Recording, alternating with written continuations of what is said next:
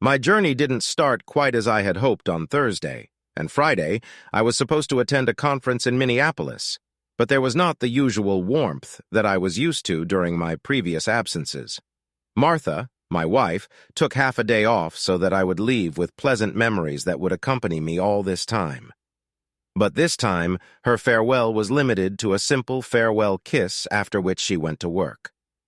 Let me introduce myself. My name is Eva Bajar, although I'm often abbreviated as Evan.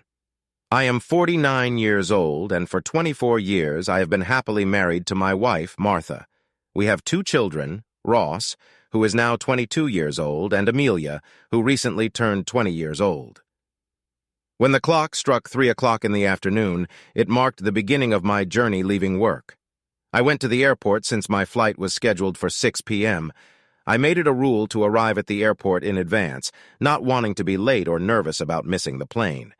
In this case, everything was done flawlessly, and I waited an hour for the long-awaited announcement of the boarding.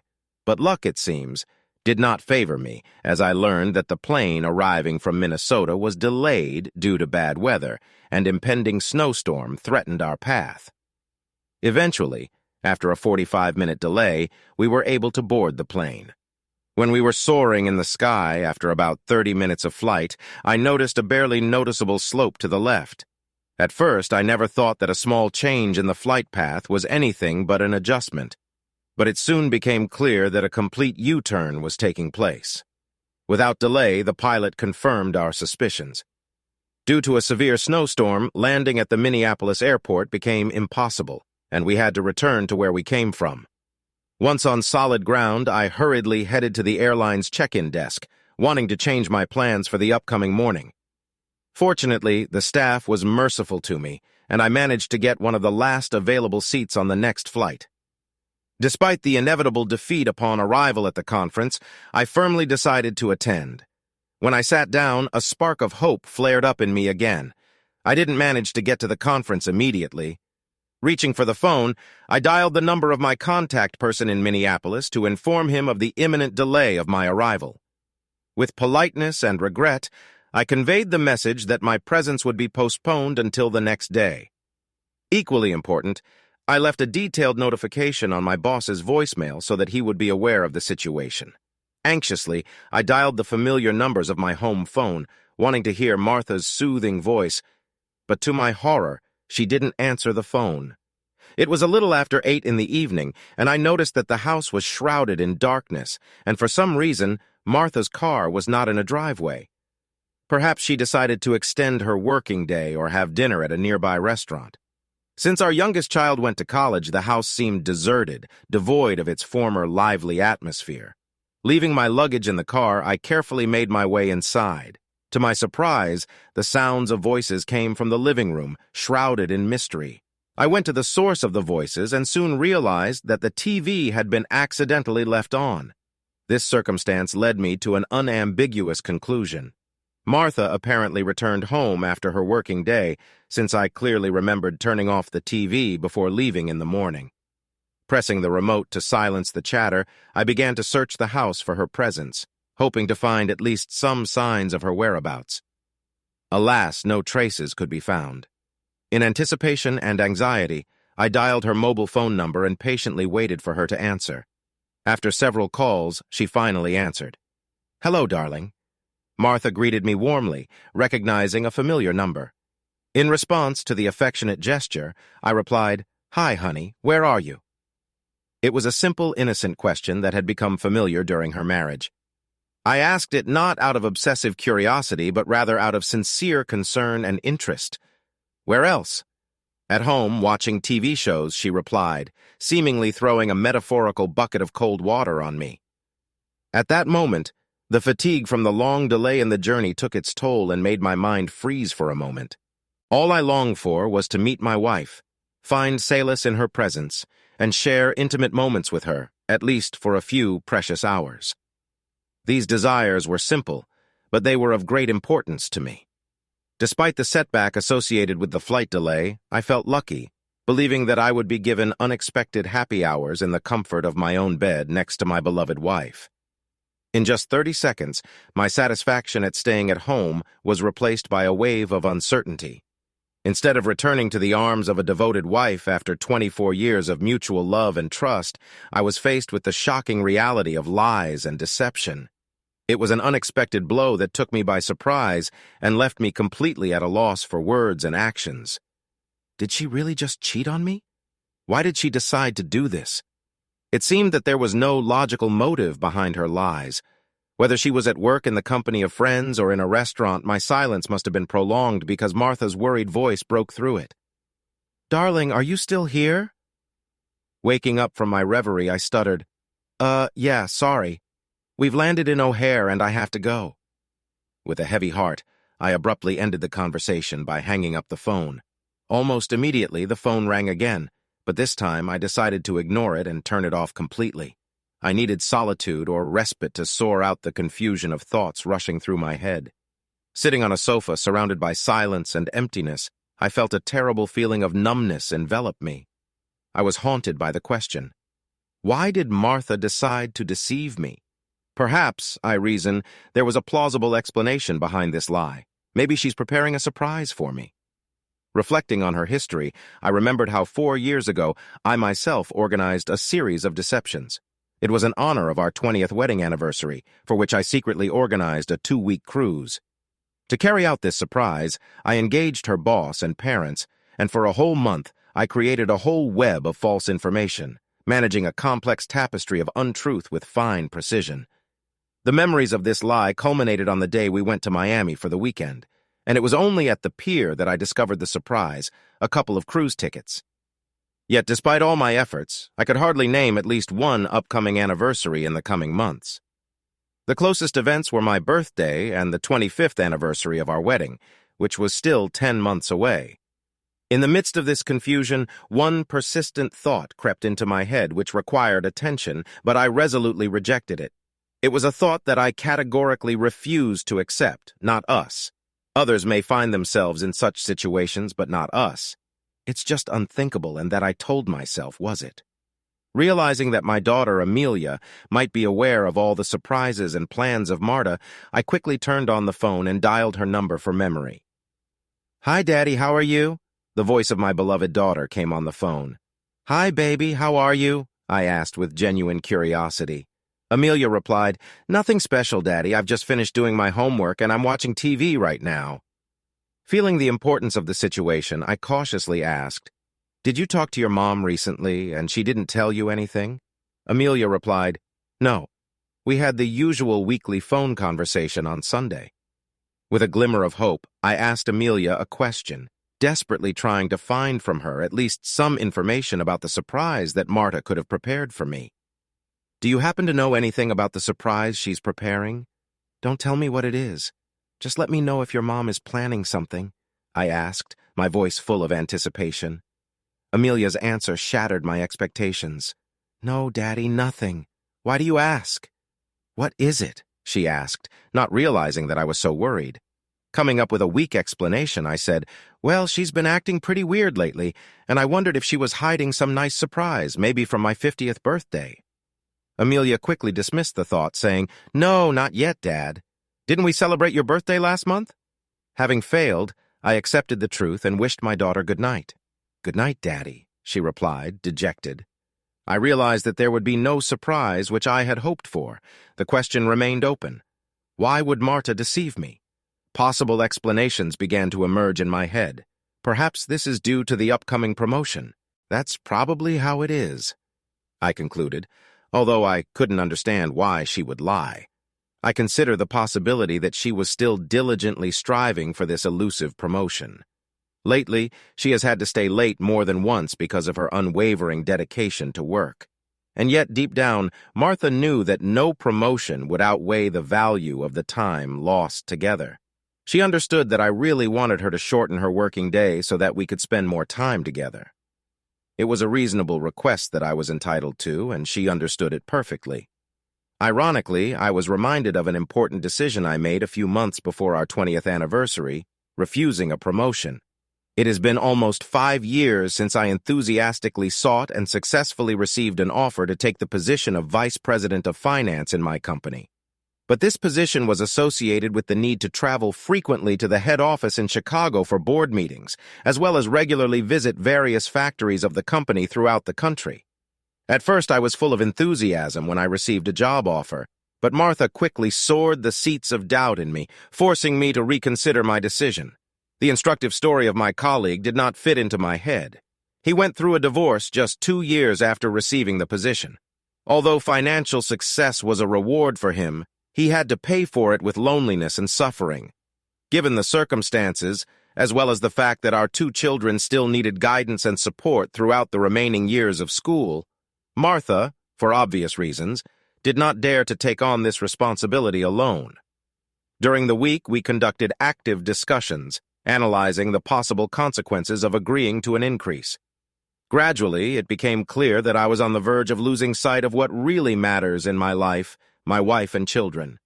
Having regained clarity, I made a sincere decision to refuse the promotion, recognizing that my devotion to my family takes precedence over material success.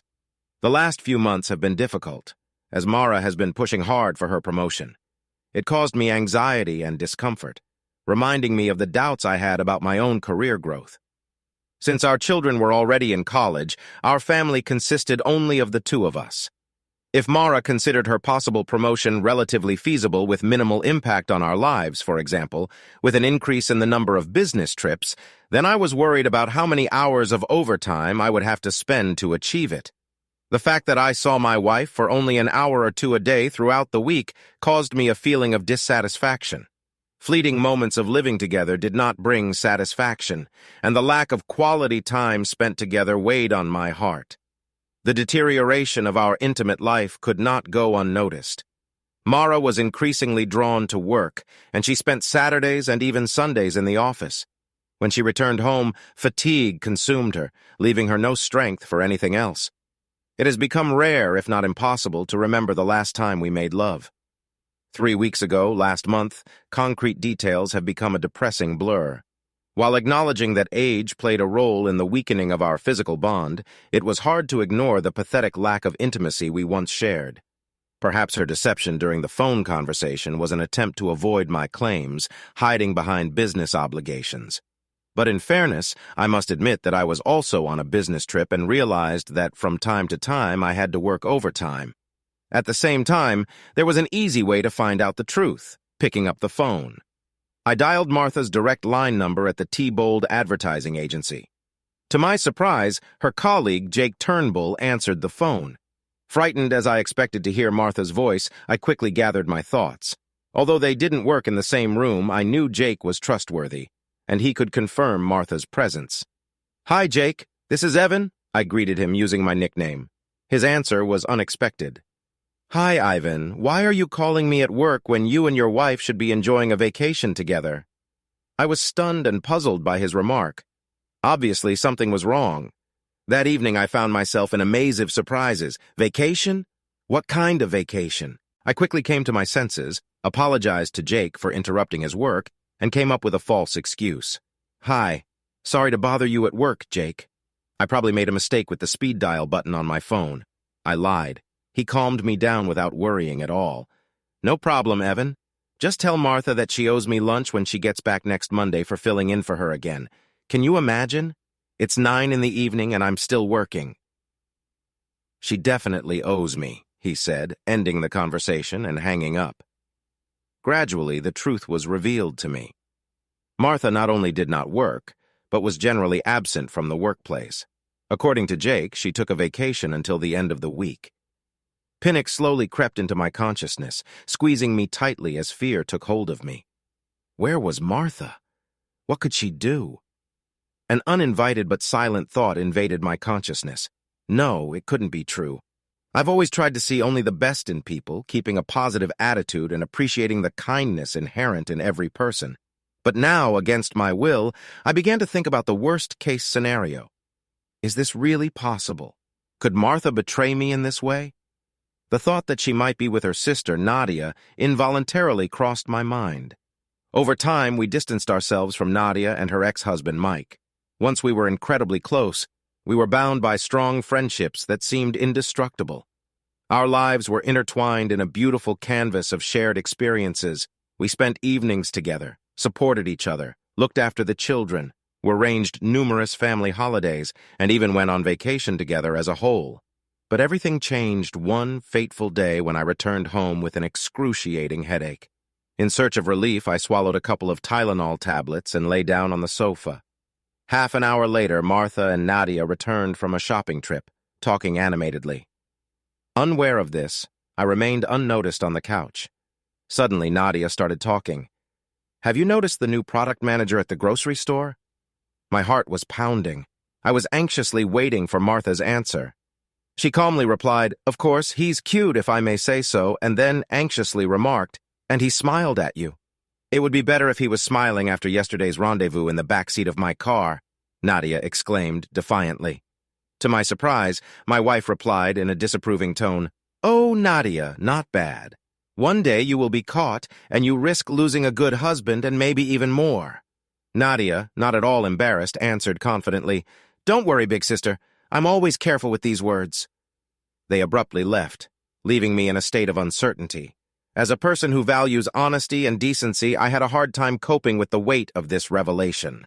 Not knowing how to do the right thing, I found myself at a crossroads. One thing was clear: Mike deserved to know the truth. The news of Nadia's infidelity would undoubtedly break him. In my heart, ached at the thought.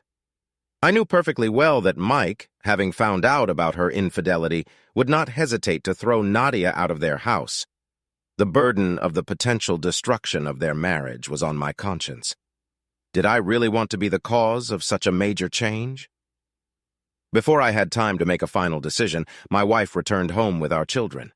I consoled myself with the fact that she did not approve of her sister's actions, realizing that she had her own thoughts on this matter. By a trick, I decided to postpone making a final decision on her. That evening, when we were getting ready for bed, I touched on this topic, seeking her advice.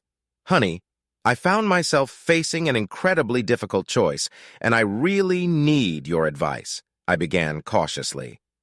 Let's pretend I overheard a conversation today. When I explained the situation to Martha, informing her about the discovery of the fact of infidelity in our environment, her expression betrayed the initial uncertainty. "What should I do?" I asked seriously. "Expose the cheater? Should I feel anger towards him?" Martha thought for a moment, carefully considering the various circumstances that could accompany such a situation. "Well," she began slowly, "it may depend on the specific circumstances. Maybe this is a one-time mistake, or maybe a mistake made under the influence of alcohol. There are many factors that need to be taken into account." Feeling the need for further clarification, I suggested some alternative scenarios for the convenience of discussion. Let's say, for example, that this is our friend Mike. Imagine that he picked up a woman in a bar, and this behavior is not unique. He has cheated before. Should we turn a blind eye to this and ignore it? I asked, wanting to know her opinion. The gravity of the situation hung in the air while I considered possible options for action.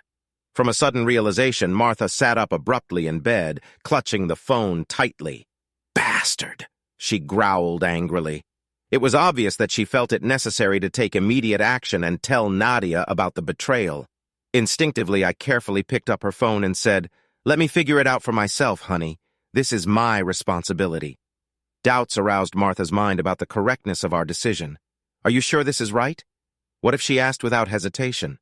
I confidently replied, "Yes, I am sure. I hope Nadia throws this bastard out of the house." Martha looked at me, determination flashing in her eyes. "And we won't let him live with us," she confirmed. "Agreed. He can find another place for himself." "I don't want to shelter a cheater in her house," Martha said firmly. Fortunately, luck was on my side. Mike picked up the phone. "Hi, this is your beloved son-in-law." I began with a heavy sigh. Mike replied with a light sense of humor. "You're my only son-in-law, so I think by default you're my favorite. What's so important that you're calling so late?" Taking a deep breath, I cautiously continued. "I overheard a conversation today, and I have some truly terrible news for you.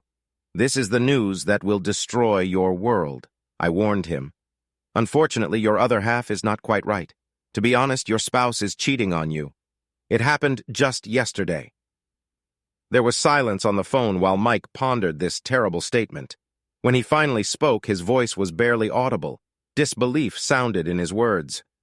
"I can't believe it," he managed to say. Doubt flashed in his tone. "Are you sure it's about my Nadia?" Confirming his worst fears, I replied, "Yes, I heard it directly from her mouth. To call it a confession would be an exaggeration. Rather, it was a boast, devoid of any hint of remorse." Expressing my regret, I told him I am very sorry that I became the bearer of such terrible news. "I believe that you will handle this in your own way. But remember, do not hesitate to contact us if you need support or someone to talk to. We will help you and the children, Jamaica, assure me." But before I could utter a word, he hung up the phone. Martha looked at me sadly, with tears in her eyes. "I'm so proud of you, honey," she whispered, her voice filled with both sadness and admiration. Overwhelmed with emotion, she asked, "Hug me, please. I feel so lost and scared." Hugging her, I gently rocked her back and forth, giving comfort in the face of uncertainty. After a moment of calming down, I asked the question that had not left my head.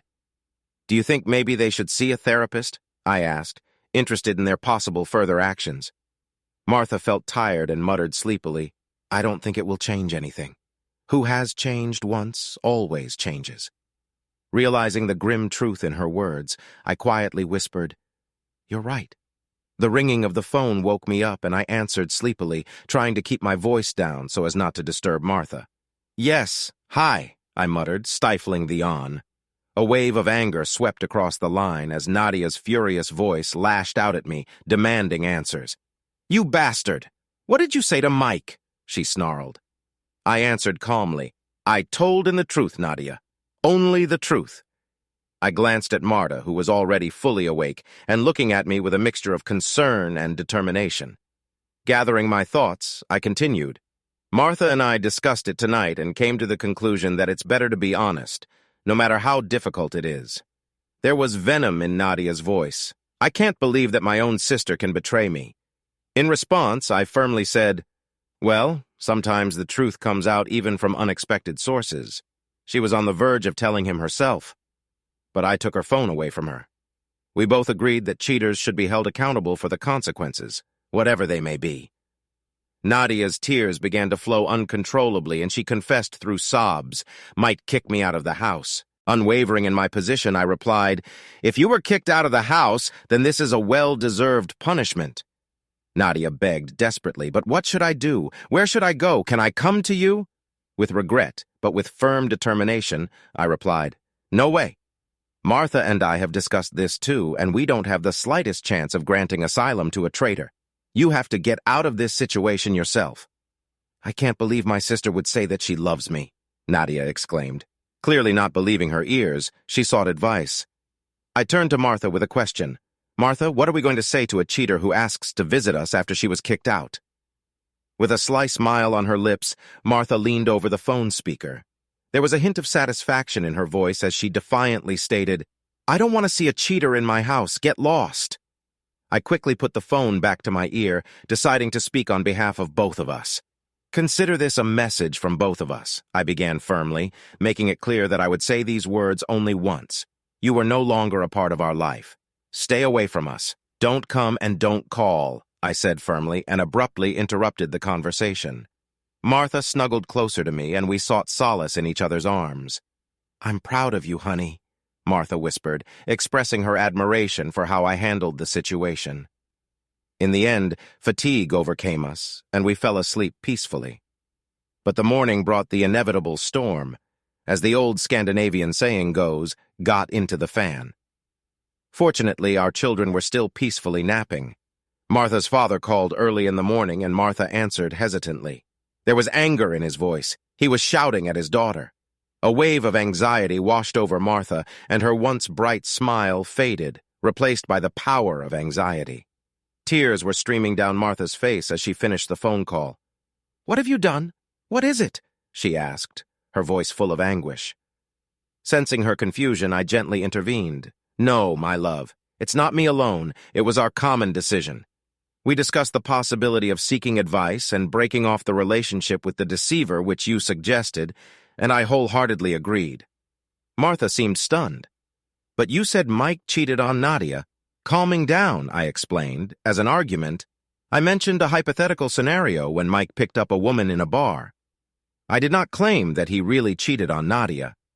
After reflecting on the situation, I asked the thought-provoking question, in any case, how does Mike's potential betrayal differ from Nadia's infidelity? Well, Nadia is my sister, Martha replied, defending her. I sounded disappointed. So you're saying that you can cheat on her because she's your sister? Is this some kind of family exception? Should I be worried? Martha was speechless for a moment, seemingly unable to find what to say. Taking a deep breath, I continued unequivocally expressing my opinion. Honey, let me be clear. Your sister is a bad role model for our children. I don't want her around them, and I don't want you to have anything to do with her. She has no place in our house or near our children. This crucial conversation took place 3 years ago. Although Martha sometimes met her sister secretly, it was an unspoken taboo in her house. The fact that she secretly visited Nadia while I was away from home did not come as a surprise to me, and I accepted that our relationship remained strained. But over time, Mike managed to overcome the situation and began a new chapter in his life, preparing for remarriage. Along with his steadfastness, my resentment towards Nadia also dissipated. To tell the truth, I simply stopped caring about her presence, and I found joy in her absence. Turning my attention to Martha, I gently asked her, Martha, we need to resolve this issue. Maybe this is not a very pleasant topic, but if we clarify it, we will feel easier. I guess that Martha must have felt guilty for deceiving me, even though I had already reached the point where I didn't care. Over time, an amazing turn of events occurred. Discovery. I was standing on the stage in front of a huge crowd of at least 1,000 participants of the Congress.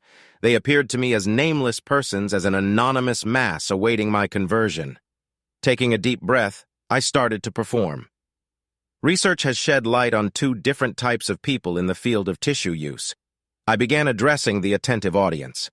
There are deniers, those who do not pay attention to the fact that they blow their nose, getting rid of napkins without looking down.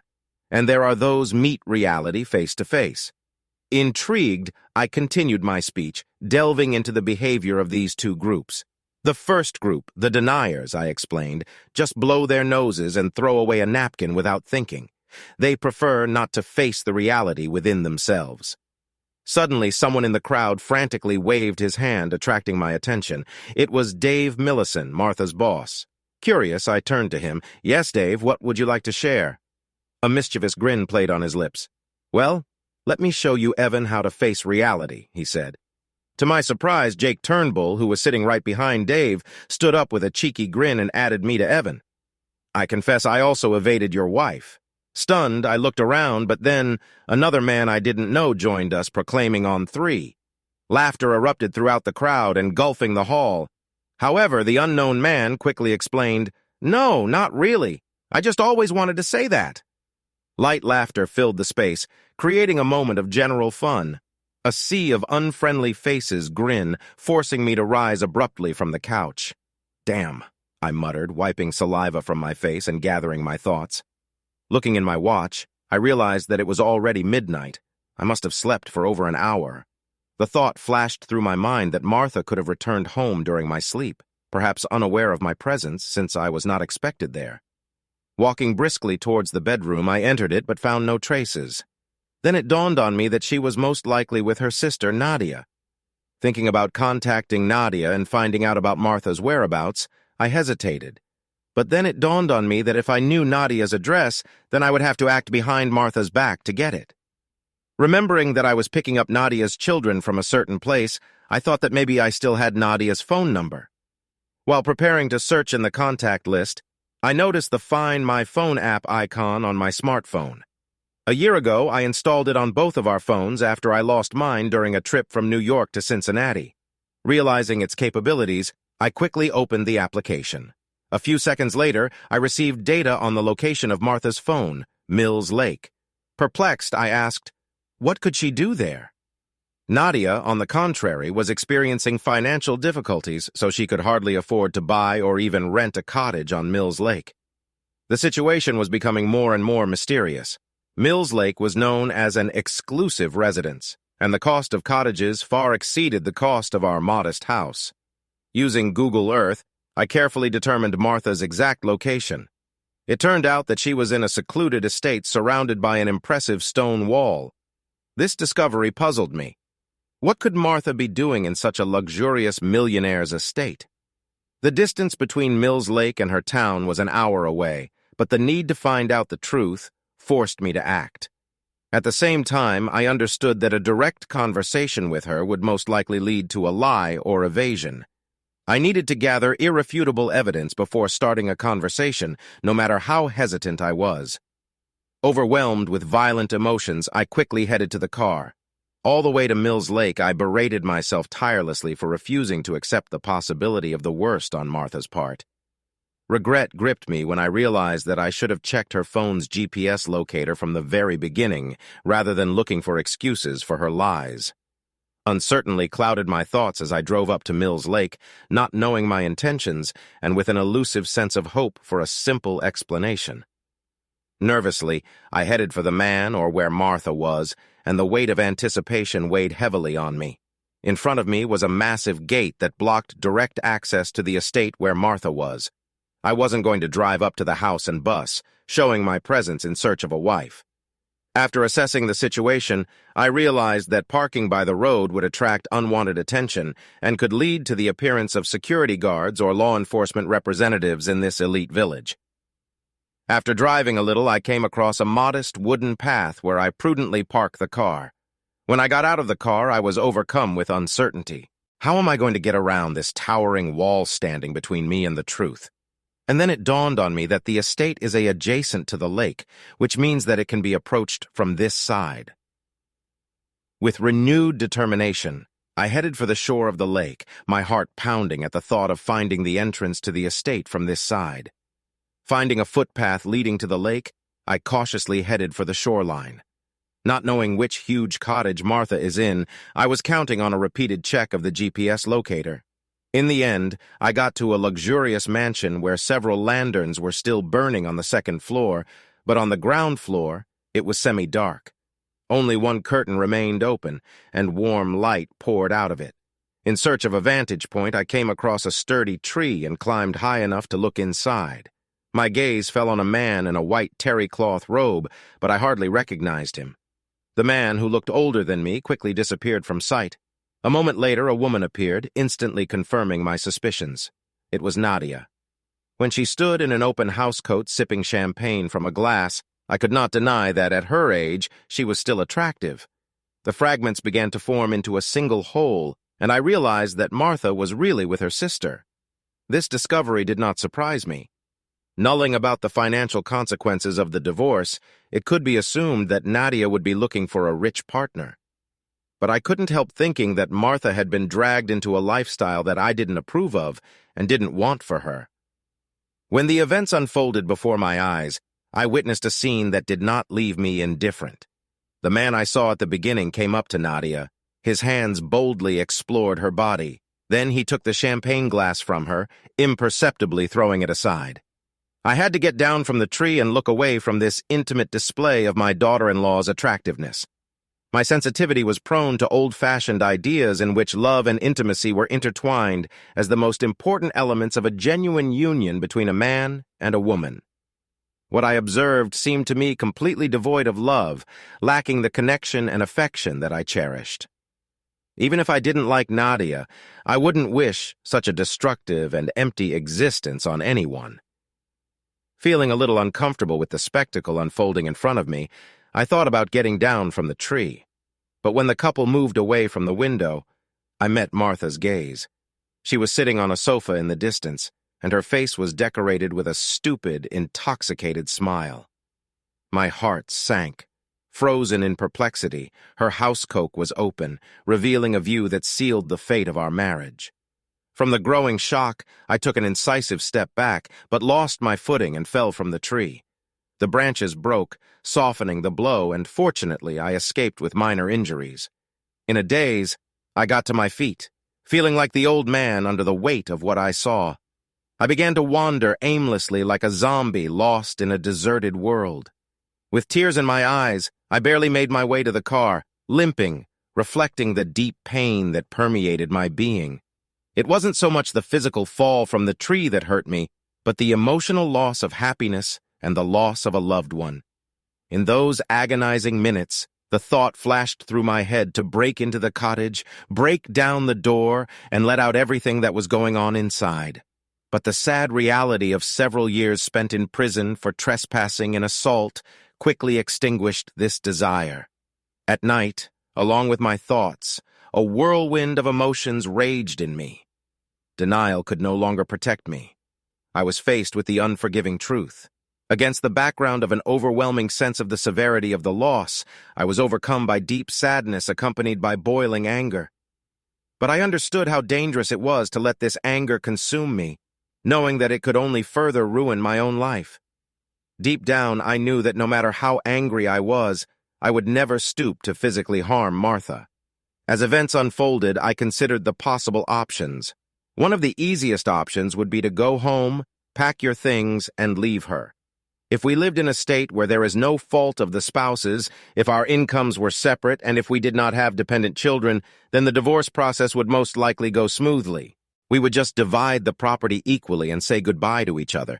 But despite such simplicity, some part of me craved retribution, a sense of justice. The desire to take a little revenge did not leave me, forcing me to move forward. An audacious idea took hold of my thoughts, and without hesitation, I decided to take advantage of the moment and see how everything would turn out. Gripping the phone tightly, I dialed Martha's number, expecting that she would not answer and I would be switched to her voicemail. I was hoping she'd check her voicemail right away, just in case. "Hi, honey," I began projecting my voice onto the answering machine recording. "You didn't pick up your home phone, so I'm calling you on your mobile. I wanted to warn you not to panic when you hear the sound of my keys in the door in a few minutes." Amid the chaos of a blizzard distracting our flight and the uncertainty of your arrival time, I prepared a message for Martha. It was a crazy evening. I began listing the difficulties we faced. Our plane was diverted to Chicago, but now we are finally being sent home. They don't know exactly when we'll land, but I should be home in about 30 minutes. See you soon. Knowing that Martha was to receive notification of a new voice message, curiosity and anxiety undoubtedly not at her until late at night. It was unusual to leave a message at such a time, which only intensified the intrigue. I imagined her reaching for the phone, going to her mailbox in anticipation, hoping for luck. I silently prayed that Martha would be drunk enough and not pay attention to the fact that I could not use my mobile phone on the plane. Panic was growing inside her. She realized that she could soon get caught in her insidious web. In a rage, she was probably thinking about how to get ahead of me as soon as possible and return home, hastily dressing and answering questions from her sister and lover. My thoughts were suddenly interrupted by my own phone, bringing me out of my reverie. Without thinking about the consequences, I hurried to answer, instinctively realizing that she might be trying to determine the time of my arrival. "Hi, honey," I began with fatigue in my voice. "I'm sorry if I woke you up." "It's all right," she replied, trying to keep her tone even. "I'm on my way home. I'll be there in about an hour, give or take a few minutes." Martha confirmed my answer with a simple okay, and then abruptly ended the conversation. Soon, I saw a car drive out of the gates of the estate and rush down my highway. My heart stopped when I saw her driving recklessly, almost sliding into a ditch. It became clear that she was in a much stronger alcoholic intoxication than it seemed to me at first. My anger and frustration intensified in March, but I quickly realized that her actions could lead to serious consequences, not only for herself, but also for innocent strangers on the road. No matter how upset I was, I couldn't accept the thought that her life as the mother of my children was in danger. Having decided to ensure her safety, I decided to follow her, ready to intervene if necessary. Despite the resentment arising in me, thinking quickly, I dialed 911 and my voice sounded demanding when I told the operator I want to report a drunk driver. The car almost collided with my car and then picked up speed and began to wobble recklessly, I explained. He just pulled onto the south side of the highway at Mills Lake. It's a dark blue Ford Taurus and I managed to memorize the last 4 digits of the license plate. Someone has to stop this car before its driver does any harm. The operator thanked me for my help and assured me that a patrol car would be sent to detain an intoxicated driver. Keeping a safe distance, I continued to follow Martha, carefully navigating the traffic flow. 2 exits later, I saw that a patrol car was approaching her location from afar. I noticed a patrol car parked on the bridge facing the motorway. As soon as Martha's car came into view, the patrol car sped up sharply, flashing lights signaling her to stop. I drove past them, experiencing a mixture of emotions, relief mixed with a deep sense of sadness. 45 minutes later, I returned home. The weight of the events of that evening weighed on me. It seemed almost ironic, but at the same time an undeniable tragedy. In one night, the life of a man I deeply loved could be reduced to a simple consequence. A dark realization settled in me, making me think that Martha's actions could have led to her death in a car accident and the subsequent grief and suffering of my children. I took a pause for reflection to give vent to my fears, realizing the fragility and the jewel of life. My love for Martha was no longer taken into account in the decision I made. It wasn't that I stopped loving her, but that I could no longer imagine a future together. Taking drastic measures, I turned off the home phone call and turned off my mobile. I needed some privacy to sort out my thoughts. Reflecting on the hours spent searching for an explanation for Martha's deception, I realized that the most obvious explanation had been staring me in the face all this time. Disappointed with myself, I opened a bottle of wine and thought about the way ahead. For many years, I believed that my love for Martha would age like a good wine and eventually reach its peak. Now faced with the reality that our relationship has soured, I am confronted with the difficult question of what to do next. As the wine flowed and the night went on, I searched for clarity and direction among the mixed emotions that consumed me. The love that once flowed between us now seemed to have turned into bitter vinegar, leaving me an excruciating pain. The scale of her betrayal struck me to the core, but I was tormented not only by the betrayal itself, but also by the realization that our love was lost. This love has defined me for the past 26 years, 24 of which I have lived as husband and wife. Without her, I felt adrift, like a lost soul devoid of purpose and self-awareness. Can I survive without this love? The pain grew stronger and stronger, forcing me to think about finding an end to suffering, perhaps to find solace in the depths under the edge of the bridge. I never thought that I would have to live without Martha. The prospect of starting life anew seemed insurmountable to me, and the path was full of uncertainty. How can you plan your life without a person who has become everything to you? From such a frightening reality, I was at a loss, not knowing where to start. The idea of making decisions without consulting Martha now seemed unthinkable. The simple truth was that family has always been at the center of my life. I carefully weighed my every choice, taking into account the well-being and happiness of my wife and children. Even our social life revolved around the needs of our family, so I hardly communicated with colleagues and other people. Although I attended mandatory work events such as the annual Christmas party, my priority was always to get home quickly. The number of times when I went beyond these obligations can be counted on the fingers of one hand. Over the past 10 years, I have recalled the times when we met with colleagues, but now that the kids are gone, it's just Martha and me. And now I found myself alone, immersed in my sadness. I had no one to love, no one to lean on.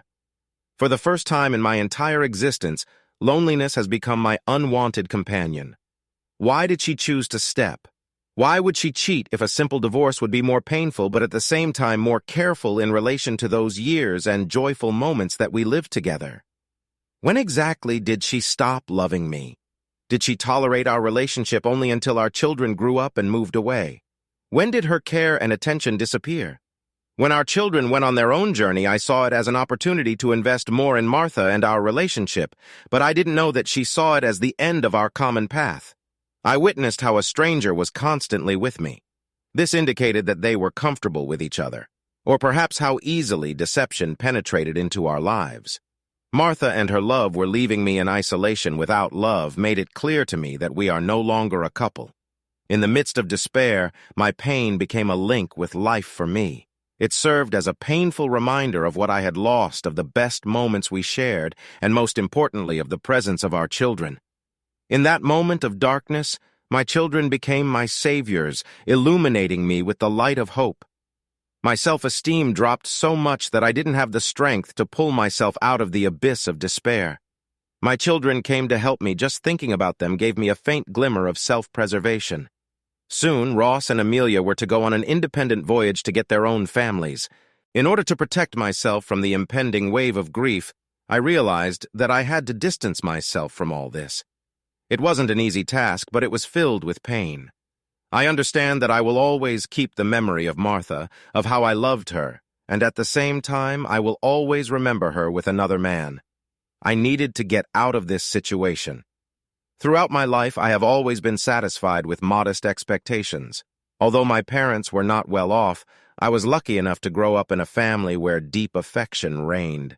The material values that now surrounded me seemed insignificant in comparison with them. After reflecting on everything that belonged to me, I realized that clothes, a car, and a laptop are the only things worth taking with me. The more I thought about it, the clearer the way out of the predicament became. I decided to pack my things and disappear without a trace. I no longer wanted to look at the woman who was once the center of my universe. Just looking at her would only serve as a painful reminder of what I've lost and what's constantly hurting inside of me. With renewed determination, I rose from my seat, ready to act with a sense of urgency. I hurriedly collected several bags and started packing clothes. Surprisingly, everything about everything took only 30 minutes. Soon, I was loading things into the car. It was a little less than 6 in the morning when I finally finished packing. Exhausted, but calmed down, I decided to take a little nap, being sure that Marta would still be in detox until late in the morning. When I closed my eyes, thoughts came into my head that I had to start all over again. The alarm clock on my phone woke me up at 9 a.m. Without delay, I arranged an urgent meeting with a lawyer. After that, I went to the shower to once again symbolically wash away the remnants of the past. With a heavy heart, I took off my wedding ring and suddenly placed it on the table next to the phone. This last act marked the beginning of my journey to a new chapter in my life, in which I sought personal liberation and happiness.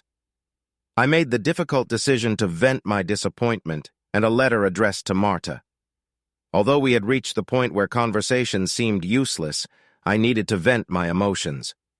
Marta, I am sad to admit that now I see you following in your sister's footsteps on the path of reckless promiscuity and loneliness that often accompanies her. Perhaps this is a hereditary trait, a sad inheritance. By the time you read this, I will have completely cut myself out of your life so that I will never cross paths with you again. The magnitude of your betrayal made me shudder with pain that I could not even imagine. The intensity of my pain is immeasurable.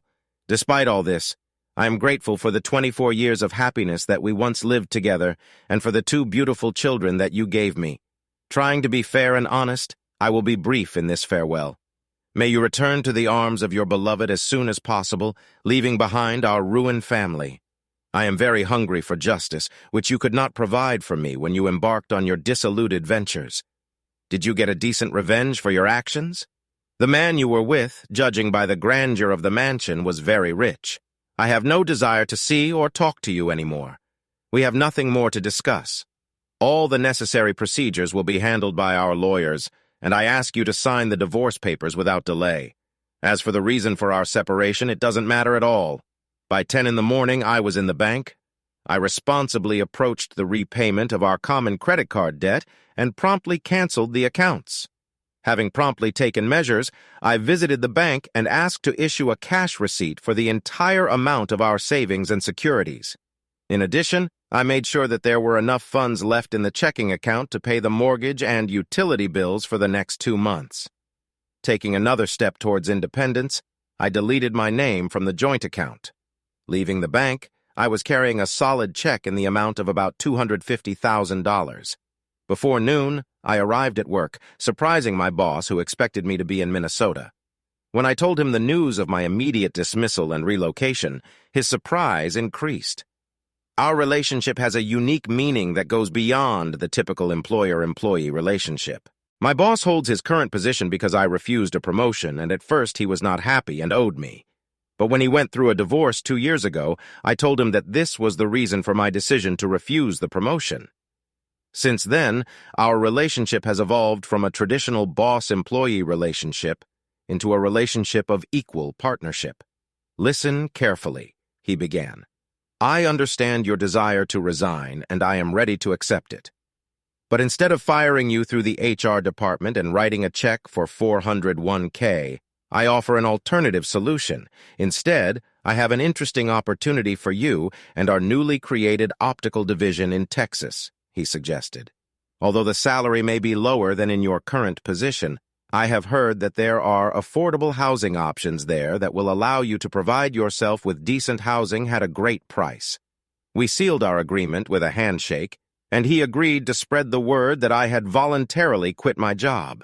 The next step was to visit my lawyer and explain to him my decision to separate from Marta. Simply and clearly, I instructed him to hand her the divorce papers and issue a power of attorney allowing her to sell the house, which represents 50% of our total fortune. In response, my lawyer tried to convince me that the possibility of getting a consultation could be considered as an alternative scenario. Considering that he was also a close family friend, my lawyer quickly realized what changes were waiting for me. When midnight comes, I'll be in another city, in another state, and without a wife. In the afternoon, I set out, feeling an irresistible fatigue which prompted me to seek a respite. About 8 o'clock in the evening, I came across a fairly old motel. Naturally, you can't expect much from an institution with a price of $60 per night, but all I needed was a place where I could rest from fatigue. I dialed Ross's phone number using a disposable device I had bought earlier for exactly this purpose. "Hello, Ross," I greeted him when connecting. There was curiosity in his voice. "What is this number?" "Dad, please keep this number," I replied. "This is my new phone number." "By the way, is there any news from your mom?" Ross replied. "No." Taking a deep breath, I decided to be honest with my son. "I found out yesterday that your mom was unfaithful," I said. "Oh, Dad, not her," Ross lamented. Worried, he asked, "And what are you going to do about it?" With firm determination, I talked about what I had already done. "It's all done, Ross. I packed up my things, cleared my bank accounts, leaving her enough funds until she sells the house. I quit my job, and now I'm going south. I'm done with her," I said firmly. "I will give her the freedom to continue her business with her sister, but she will no longer be my wife. At the end of this week, she will be handed the divorce papers I shared, and the heaviness of the conversation hung in the silence. Finally, Ross spoke, asking, "Does Amelia know?" I said, "No, not yet. It all happened so suddenly. You're the first person I tell. I'm not even sure if your mom knows that I left her. She wasn't there when I was packing my things. I will definitely keep you informed," I reassured him. "I will call you regularly." "I love you, son," Ross reciprocated. "I love you too, Dad. Take care of yourself." After finishing the conversation, I contacted Amelia. The conversation was marked by deep sadness. My children, with pain in their hearts, learned the truth about their mother's act and how it affected our family. Seeing what a destructive influence Nadia showed on her family, my children, like me, tried to understand how their mother could cause us the same pain. I was sure that Nadia had influenced her sister to do this to us, but Amelia, always outspoken, broke the silence by asking, "How long has it been going on? How long have we stopped being enough for her?" I reassured her that the duration and the reasons no longer matter. The important thing is that I loved her, trusted her with all my heart, and she betrayed that trust. Nothing else mattered now. "Please don't worry, honey," I reassured Amelia. "I'll be fine. I'm incredibly sad right now, but I'll get better over time, especially if I can keep my distance from your mom." I ended up telling my new address, and she would be able to come to me as soon as her school year was over. When I made this promise, tears welled up in my eyes. I wanted Amelia to know that there would always be a place for her next to me in Tucson. The optics division was relatively small and had only 30 employees. The district manager, who looked more like his father than a stern boss, created a sense of familiarity and comfort in the team. I immediately felt like a welcome guest, which brought me some comfort in a difficult moment. A month later, I found a pleasant house for myself in a condominium. During all this time, I did not maintain any contact with Mara, relying solely on information from my lawyer and my children.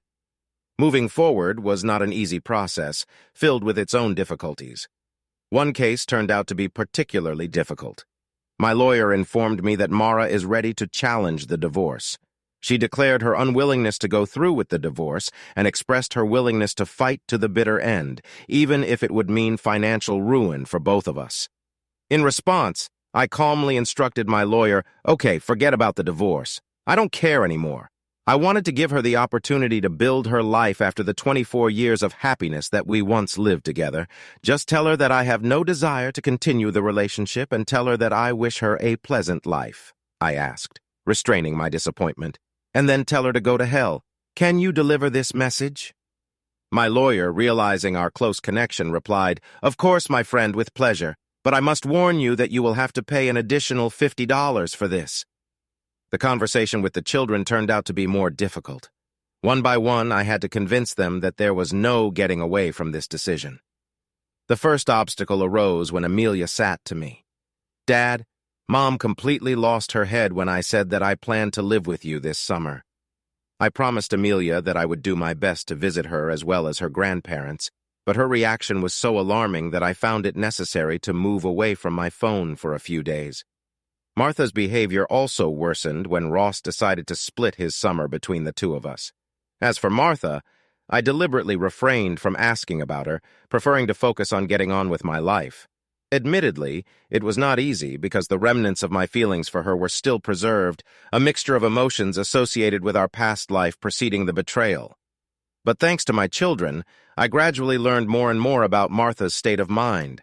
To my surprise, it turned out that she was going through a deep depression, mirroring the emotional shock that I once faced. It's just unbelievable, especially considering what happened to her sister. The concept is quite simple. When you cheat, it hurts the very people you should love, which leads to the destruction of your marriage. After that, you continue to live your life. So how could Martha be depressed if I did everything possible so that she could continue to live without my presence? Her refusal to divorce seemed to me a means of escape from reality, from the fact that her actions led to the disintegration of our family, isn't it? For several hours, I myself was in a state of denial, but she has been living in a state of denial for the last 2 years.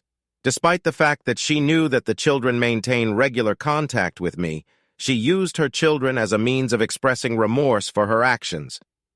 Thanks to the information shared by my children, I learned that this was the first time that she allowed herself, under the influence of her sister, to enter into an intimate relationship with one man. To be honest, it was hard for me to believe it. She apologized to the children, admitting that her betrayal was deliberate. She was well aware of the inevitable consequences that communication with Nadia, her lover, would lead to. Remembering that evening, she felt ashamed, hesitantly at first, but then to relieve her guilt, she succumbed to the craving for alcohol. Having received the voice message about my imminent return to the house, Martha had already finished her date, believing that a long-term repentance of betrayal and a declaration of love would help her to bring me back. She tried to convey this to me through our children. Through them, she tried to convince me that she was ready to do anything to prove her love for me. Although I understood that our children had hopes for reconciliation between us, I simply could not bring myself to agree to a conversation with Marta. The geographical distance between us was also a problem for them, as they had to make a choice between their mother and me. Marta has always been relentless in her quest to reveal my whereabouts from her children. All she knew was that I lived in one of the southern states. It's been almost 3 years since I left her, and finally she managed to find out my whereabouts. One fateful day, leaving work, I saw her lurking near the office. I could not understand how she found out the city where I now live because I tried to keep this information in the strictest confidence. Based on what my children shared with me, Martha was sure that a personal meeting would be enough to change my mind. But I was determined to change her erroneous opinion. Quickly and unnoticed, I slipped out through the side door, my heart pounding. Picking up the phone, I dialed the right number, ready to take the necessary steps to protect my peace of mind. Louise," I greeted, calling on the phone. "Remember when I was talking about my ex-wife? Well, she's here, and it looks like she can follow me home. I just wanted to warn you. See you soon." Realizing my plan, I purposefully walked in Martha's line of sight, deliberately learning her to follow me. As soon as I pulled out of the parking lot, Martha caught up with me. To confuse her, I drove around the city for a while, stopped at the grocery store, and then returned to my home. When I got to the house, I parked at the house. Instead of keys, the door was opened to me by Louise, a beautiful Latin American woman of 30 years old. A few moments later, the doorbell rang. Louise, carrying a 12-month-old baby on her hip, quickly went to open it. From my place in the kitchen, I watched Martha's surprise at the sight of Louise. "Hello, welcome," Louise greeted with a distinct Spanish accent. "How can I help?" Louise replied. "Hello, I'd like to talk to Evan," Martha replied. At that moment, Louise called out to me from the doorway. "Someone has come to see you." As if taken by surprise, I left the kitchen and allowed Louise to hand me the baby. "Now you take care of your daughter while I finish cooking dinner," Louise said, her voice gentle and caring. Taking the child in my arms, I turned to Martha. "Well, well, well," I began with a mixture of surprise and irony in my voice. I can't say I didn't expect it, but it's still quite a shock. I met her gaze, acknowledging the situation. "You know, Martha, I really have to thank you for what you did. If you hadn't betrayed me, I would never have moved to this part of the country. I would have lived in the cold, surrounded by concrete in the Northeast. But now I'm here, living a new life, experiencing wonderful moments with Louise and our little daughter, Tamarita." There was a tearful silence. Martha openly cried, emotions finally spilling out after so many years. All traces of sadness and anger dissipated in me. As a compassionate person, I had a fleeting desire to comfort Martha, but it quickly passed. I was firm in my goal. "So, Martha," I asked in a firm but attentive tone, "what do you want?" After almost 3 years of silence, she answered in a barely audible whisper, and I strained to catch every word. "I need to apologize," she admitted, "to tell you how deeply sorry I am for the pain I caused you. It wasn't you, it was my own stupidity. I want you to know that no matter what, I loved you then, and I continued to love you now. You were the best husband and father a woman could wish for, and I was just a cheap." Her sincere apologies began to affect me, but I understood that it was necessary to put an end to this farce as soon as possible. "Well, it's okay," I replied, feigning joy. "As they say, all this is water under the bridge. I haven't been fixated on these memories for so long that I can sincerely say that I forgive you."